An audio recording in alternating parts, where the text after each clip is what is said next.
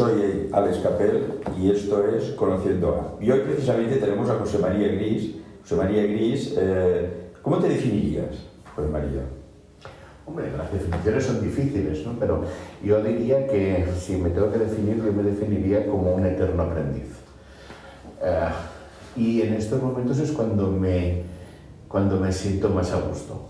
Porque en estos tiempos, con esta velocidad de cambio, no hay tiempos para gurús, ni hay tiempos para maestros, ni hay tiempo para másters y tal y cual. Se está cambiando todo en cada momento. Y los que somos aprendices, los que nos gusta aprender, yo me defino como un eterno aprendiz. Siempre he sido curioso, siempre he sido buscando cosas nuevas. Fui de los primeros en estar en internet, fui de los primeros en estar en virtualización, fui de los primeros. Y hoy a mis 62 años estoy con el tema del metaverso. O sea, siempre he estado en la cresta de la ola, porque me gusta ser aprendiz. A mí me gustaría hacerte una pregunta indiscreta, que yo sí estoy dispuesto a contestar. Oye, ¿cómo te ganas la vida? ¿Cómo me gano la vida? ¿Cómo me gano la vida? Yo como fui durante varios años, he sido empresario y he sido ejecutivo y tal, y siempre hemos estado oyendo el tema del tener el riesgo diversificado, ¿no? Pues yo me he diversificado el sueldo, porque entiendo que en la vida hay dos sueldos. Hay un sueldo que es para la persona y hay un sueldo que es para el alma. Entonces, cada vez las estoy juntando más, es curioso, y lo hacen las canas, ¿no? Pero yo por hoy soy consultor en temas de metaverso, soy consultor en temas de cómo asumir el cambio, y soy agente del cambio en temas de metaverso, básicamente es en donde estoy ahora más metido. Aunque de alguna manera llevo un tiempo trabajando como coach y como mentor, ¿no? Por otro lado, estoy dentro hace muchos años en una gran ONG, y de alguna manera ahí lo que me saco es mi salario emocional, mi salario para el alma, ¿no? Pues ahora ayudando a la gente de Ucrania que llega vulnerada, pues es curioso que cuando das, recibes. Cuando ayudas, hay momentos donde cuando termino el servicio pienso, ¿quién ha ayudado a quién? ¿Qué me han hecho ver estas personas con su actitud, con su mensaje, ¿no? Y eso es experiencia de vida, Alex. Sí, sí. Bueno, es verdad que cuando hemos empezado el coloquio, yo hablaba de una incertidumbre y además real. Es una incertidumbre real porque no vemos el mundo hacia dónde va nunca. Y yo no sé si tú habías pensado alguna vez que en Europa tendríamos otra guerra, como hubo hace 80 años. Y yo, la verdad es que no. Vivimos una pandemia con el confinamiento que esto parecía una película. No estábamos acostumbrados a esto. Yo te diría otra pregunta indiscreta. ¿Cómo ves el mundo actual? ¿Tenemos esperanza para que las personas que nos siguen, las amigas y amigos que nos siguen, se queden un poco más tranquilos? ¿Cómo darles un poco de esperanza a esta gente? Vamos a dar. Primero, voy a ser disruptivo. Es que nunca hemos tenido seguridad. Es verdad. Es que nunca hemos tenido seguridad. Lo que pasa es que nos lo han hecho creer o nos lo hemos querido nosotros. Nos hemos ido adaptando al medio de que como iban bien las cosas y tal que cual, pues ¿para qué? ¿Para qué no? Y tal que cual. El riesgo de incertidumbre, cuando uno nace, empieza a morir. O sea, y eso es así. Y lo tenemos que entender así, es ley de vida. Si hay horizonte, claro que hay horizonte, claro que hay horizonte. De hecho, ahora se está trabajando con el tema de la resiliencia 2.0, porque hasta ahora estábamos trabajando con la resiliencia, que no es lo mismo que la resistencia. La resistencia es el esfuerzo que yo hago y esto produce calor y choque. La resiliencia es yo me adapto a las circunstancias, ¿vale? Pero, ¿por qué no vamos un poco más allá? Cuando yo voy haciendo y trabajando un músculo, este músculo se va haciendo más fuerte. Fíjate, cuando tú vas haciendo esta resiliencia, cada vez eres más fuerte, tienes un carácter más fuerte y cada vez aguantas más la incertidumbre. Con lo cual, ¿qué es? ¿Un problema o es una oportunidad? Depende cómo lo enfoques. Claro. Entonces, ahí contestándote, pero haciendo un poco la pregunta al revés, es decir, no te voy a devolver la pregunta, es decir, depende de cómo te lo cojas tú. O sea, si tú ves que esta situación es una situación negativa y no te va a proveer ninguna oportunidad, grandes riquezas se han hecho en tiempo de guerra. Grandes riquezas.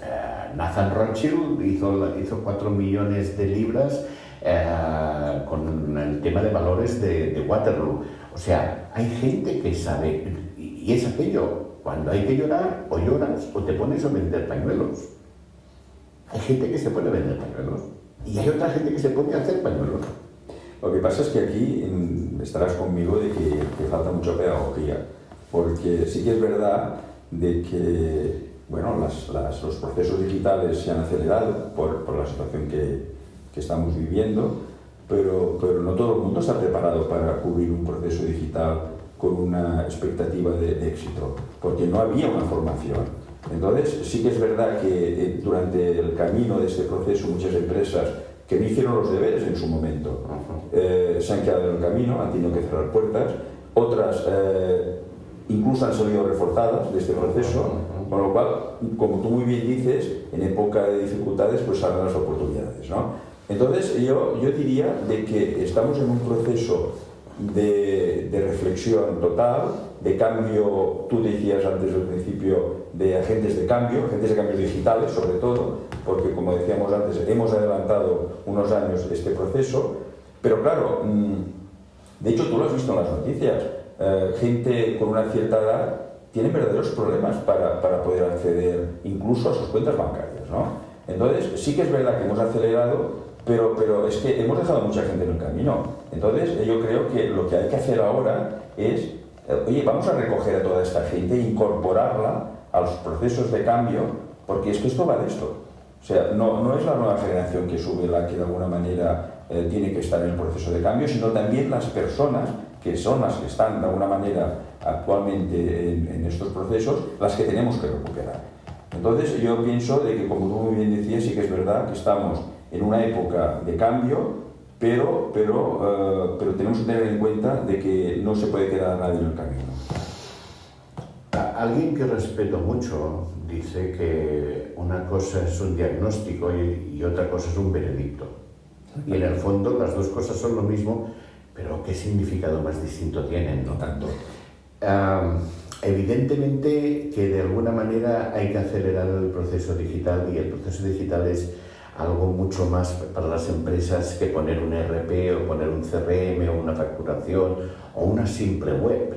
No es eso, es cambiar todo el sentido de la empresa.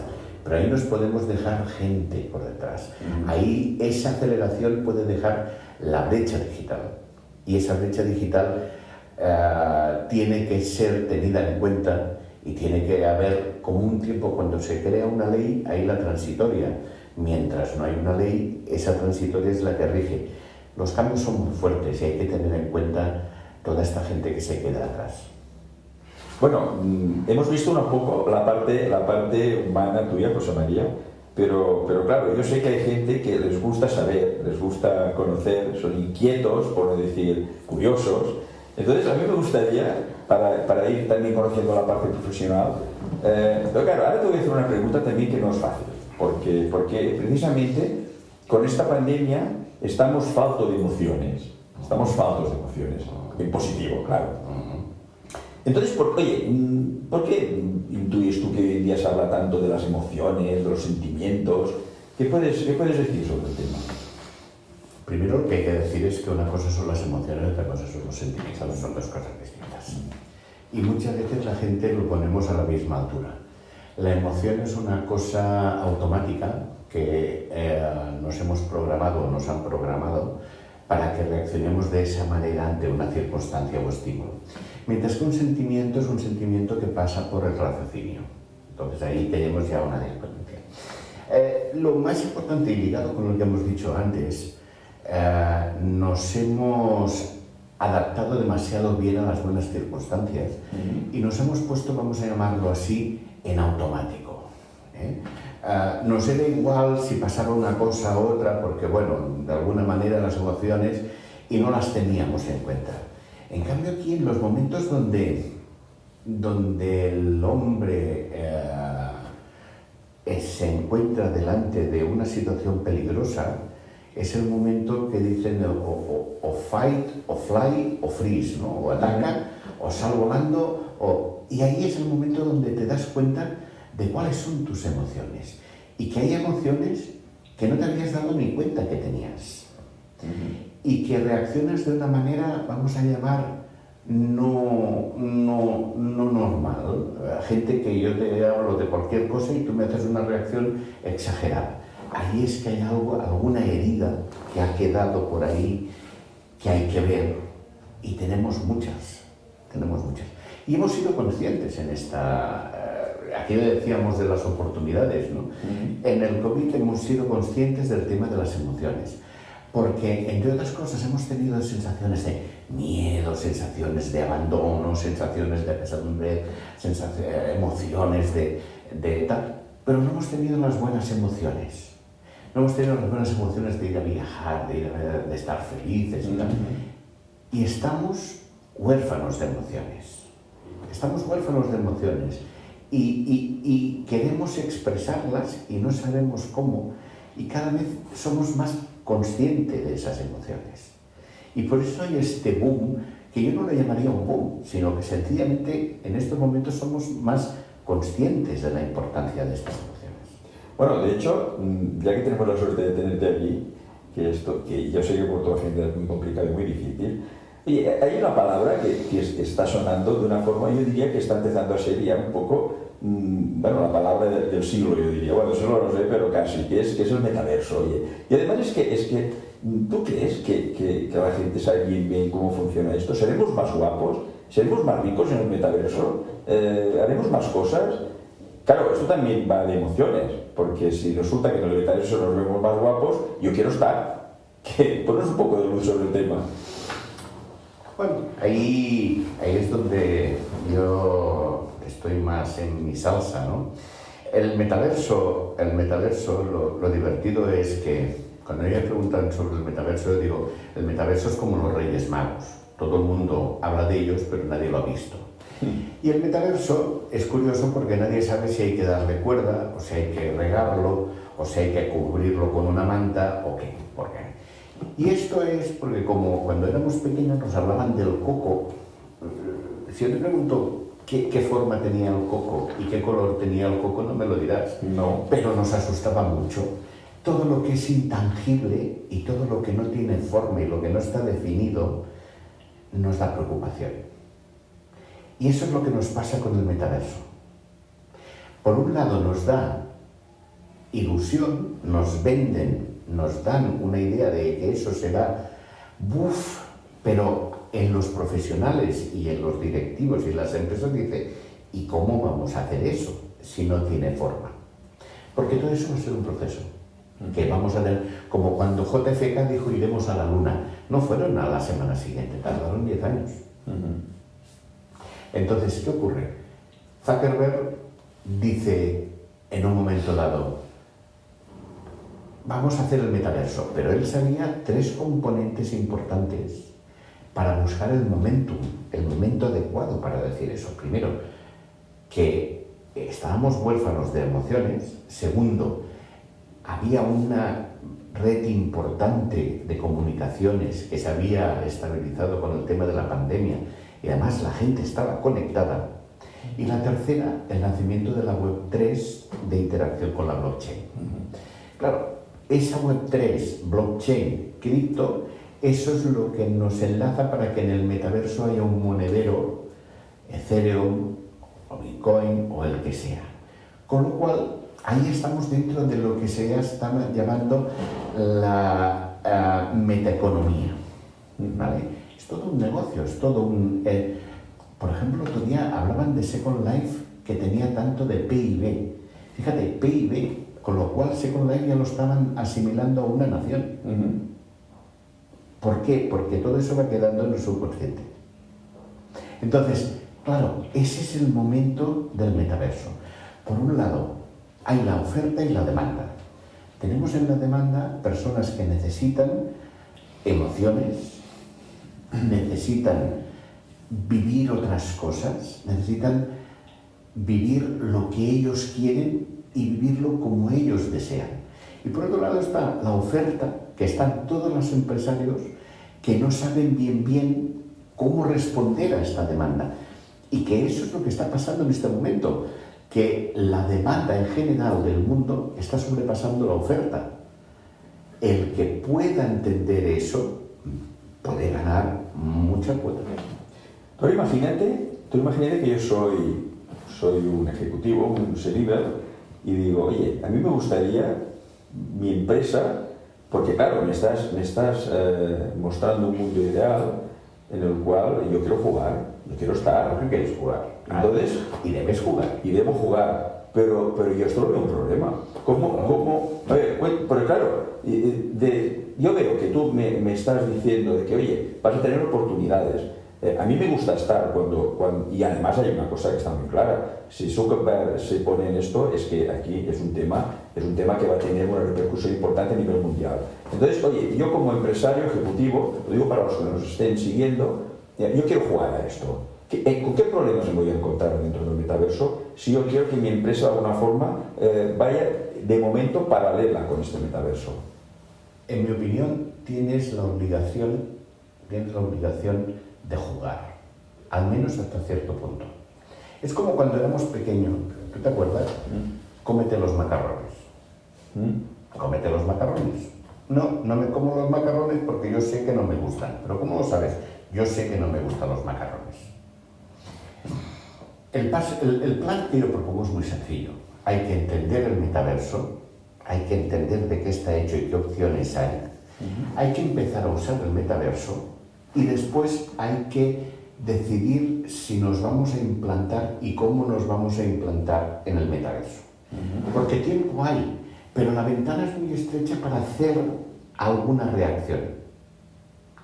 Walmart, pues es de los alfa, de las empresas alfa, y de alguna manera está haciendo proyectos muy largos.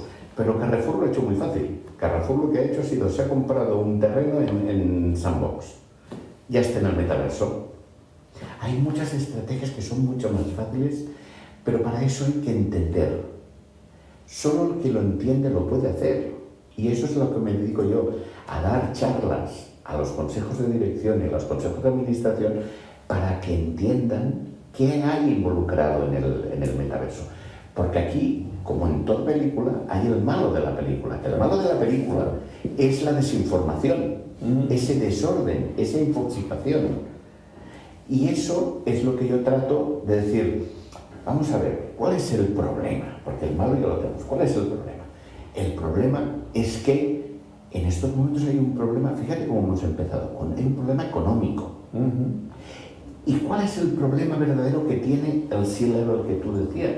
Ese mismo C-Level se encuentra que tiene miedo de perderse algo, porque él entiende que tiene que hacer algo con estas oportunidades, pero no sabe cómo, porque no tiene forma.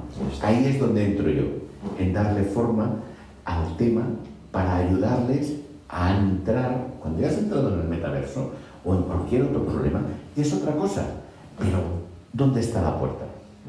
Ese es mi trabajo. Es que la sensación, precisamente, exactamente, tú has dicho una cosa que es importantísima. La sensación que da, o que yo tengo, en mi opinión, es que todo el mundo sabe del metaverso. Pero nadie lo tiene. Exactamente. Entonces, claro, todo el mundo sabe, pero yo pienso que es como una capa de barniz que está por encima, ¿no? Es el traje del rey, ¿te acuerdas? Aquí Sí. El traje del rey va vestido y el niño que dice, pues iba desnudo. Exactamente. Es que es lo mismo, no, por eso da la sensación, porque, oye, es que además tú ves las noticias, ves los foros, ves las conferencias, todo el mundo habla del metaverso. Entonces yo digo, voy a traer a alguien que llegue a las entrañas del metaverso, que realmente nos diga, sí, eso es un mundo ideal, pero con sus problemas. Evidentemente. Oye, que no todo el mundo puede acceder, porque es lo que hablábamos, es un mundo totalmente de emociones. Oye, y estamos viviendo una situación hoy en día que es que va de emociones. Hay mucha gente que está totalmente de emociones. No, y enfermos mentales que estamos con la situación que está pasando. Esa es la parte... ¿Estos se pueden meter en el metaverso?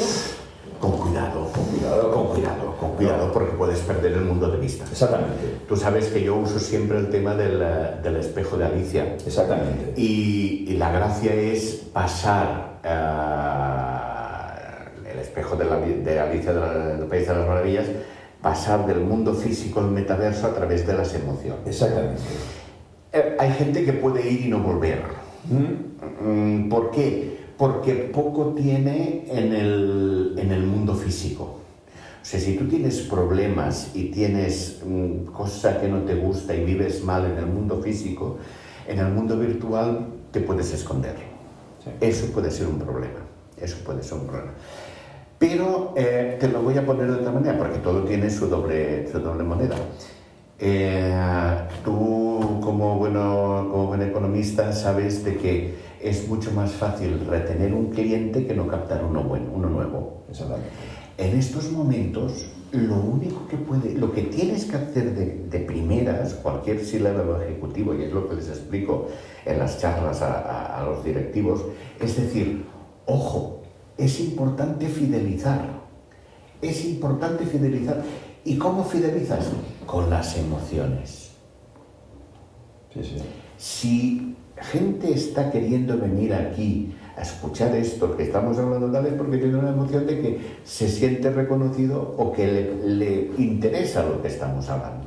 Pero son las emociones. Lo que no puede ser, lo peor que te puede pasar es que tu gente vaya al metaverso y no te encuentre allí. Va a decir, ¿dónde está Alexander? A ver, claro. ¿Dónde? Claro. Entonces, ahí vas a perder toda la credibilidad. Con lo cual, hay unos mínimos, por eso te digo, vamos a hablar de los macarrones. Vamos a entender lo que son los macarrones. Quizás un poco trivial el ejemplo, pero queda claro. Sí. Vamos a hablar de los macarrones, probamos los macarrones y después ya veremos si vamos a comer macarrones o no.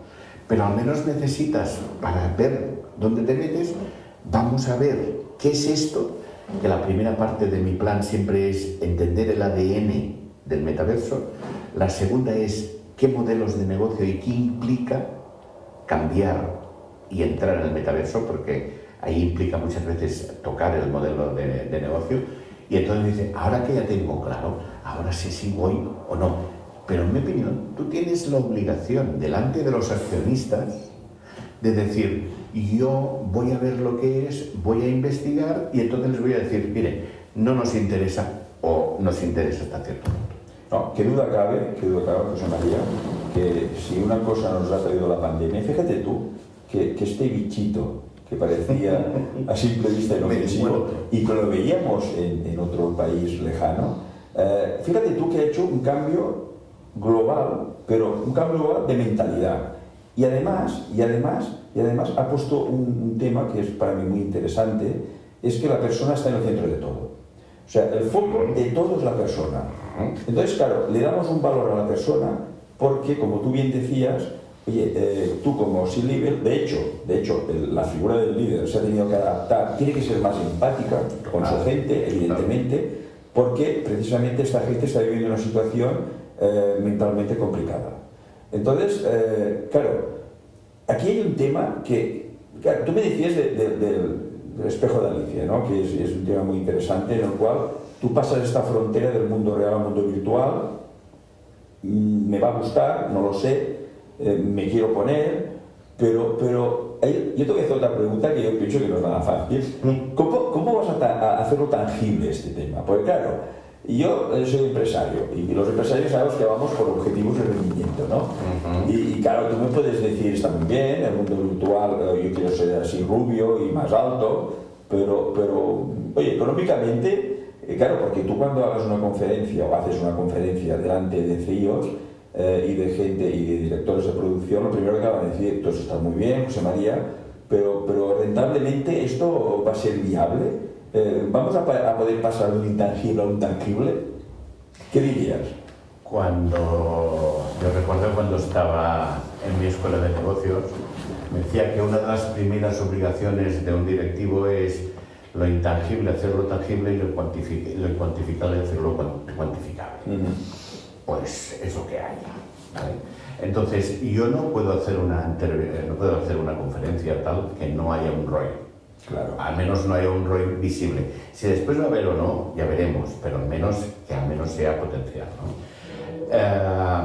Tendríamos que discutir aquí de qué metaverso estamos hablando. Porque si lo que me estás planteando es de hacer un festival en no sé qué y tal que cual el otro, a lo mejor te digo, no, eso no es para ti, porque tú no te dedicas a festivales. Pero, por ejemplo, te podría decir casos como McDonald's, que ya ha empezado a hacer NFTs, que de alguna manera ya está en el metaverso, y de alguna manera el NFT, si te fijas, NFT es una colección, y lo que siempre ha hecho McDonald's, hacer un Happy Meal que tenía unos juguetes que hacía colecciones. Con lo cual está haciendo el espejo de Alicia. Está prolongando el concepto que ya tenían. Han sido geniales ahí entendiendo, porque han prolongado la idea a través del espejo y se la han llevado al metaverso. ¿Y a quién le han dado los NFTs? A los empleados leales y a los mejores clientes. Y ese NFT será, en su tiempo, un NFT que será muy valioso, porque será el primer NFT que sacó McDonald's. Y total lo que han hecho ha sido hacer un NFT. Con lo cual no hay que hacer grandes trabajos, hay que saber muy bien lo que se hace. Pero para eso tienes que entender qué es el metaverso y cuáles son las oportunidades. Sí, es lo que te decía antes. Bueno, oye, acláranos qué es un NFT, que yo soy un ignorante en la materia. Ahora, ¿ves? He descubierto mis faltas del metaverso. Pero eso es genial. Me encantan las personas que son capaces de... El NFT es un non-fungible token. ¿Para qué sirve esto? ¿Para qué sirve esto? La gente ahí se pierde un poco. Un NFT no deja de ser una criptomoneda. Es una criptomoneda. A diferencia del Bitcoin, este Bitcoin y este otro Bitcoin son iguales. Y si yo te tengo que vender un Bitcoin, yo te diré cuál quieres, Alex. Y yo te dirás, este. El NFT es non-fungible. Cada uno es un ID, es un identificador. Y entonces este es distinto de este. Y este sirve para identificar un activo digital. Un activo digital puede ser un dibujo, un fichero de música, una ciertas reproducciones, colecciones, como son lo que, buscando la metáfora, son las litografías. Cuando Leonardo pintó la Gioconda, no pensaba que habría un tío después que haría fotocopias. Porque, sí, pero tú no tienes la Gioconda. No, claro. La Gioconda solo hay una y tiene cierto NFT. Entonces lo que está intentando, piensa que la blockchain no deja de ser una notaría. Y el NFT está en la notaría. Y si alguien vende un activo digital con un NFT, en la blockchain cuando tú lo compras es para ti. Entonces, ese NFT es como el juguetito de McDonald's, volviendo al tema. Sí, al símil. Al símil, ese NFT es... Pues han habido juguetes del Happy Meal que se han vendido por miles de dinero. ¿Por qué? Porque me falta en la colección. No es lo que vale, es lo que significa para mí. Entonces, yo pago mucho por eso, porque para mí es muy importante tener esa colección. Entonces, claro, yo estoy generando un valor que es el primer NFT de la colección de McDonald's. Pero ya estoy en el metaverso. Bueno, conociéndote, José María, conociéndote que eres una persona inquieta y que siempre está buscando la innovación, los nuevos retos, ya sé que estás inmerso en el metaverso, pero yo pienso que seguro que tienes más proyectos inminentes que te están picando la puerta. Cuéntanos cuántos proyectos tienes o en mente o en qué estás ahora. Yo ahora me estoy dedicando en dar conferencias directamente a los consejos de dirección, es donde me estoy centrando, porque pienso que es el momento donde la ventana de oportunidad es muy pequeña. ¿Por qué? Porque además hay mucha gente que habla sin saber de lo que habla. Porque es la infoxicación. No es porque tengan, sencillamente hay las fake news, hay noticias de que un yate digital se ha comprado por $650.000. En una cabeza cabe que un tío que tenga $650.000 va a comprar unos píxeles por tener ese yate. No. ¿Eso qué pasa? Han quedado dos amiguetes y se lo han comprado entre ellos para subir el valor de ese NFT. O la noticia es un fake. Y ya está. Entonces, hay que enseñar lo que es verdaderamente el metaverso, no lo que es el humo que hay en el metaverso. Por otro lado, ya sabes que yo siempre, para mí, una cosa interesantes para mí han sido las personas, con lo cual estoy preparando todo un proyecto de mentorías para C-Levels para ayudarlos en este momento, en trabajos 1 a 1. Piensa que es muy importante porque el C-Level, o sea, en esta necesidad que tú dejabas ver de arrancar toda esta economía, quien va a marcar la estrategia va a ser los gobiernos y las supranacionales, pero la táctica van a ser las empresas y los C-Levels. Y son empresas, y son personas como tú y como yo que están con las emociones por el suelo, porque todos estamos heridos. Entonces, a ellos tienen un gran peso de decisión, tienen un gran peso de ejecución y tienen que estar reforzados. Y por eso me estoy dedicando a ellos, con lo cual me estoy dedicando al tema de metaverso y al tema de mentoría de los C-Levels. Bueno, lo que sí que está claro, que es lo que comentábamos antes, que hace falta mucha pedagogía.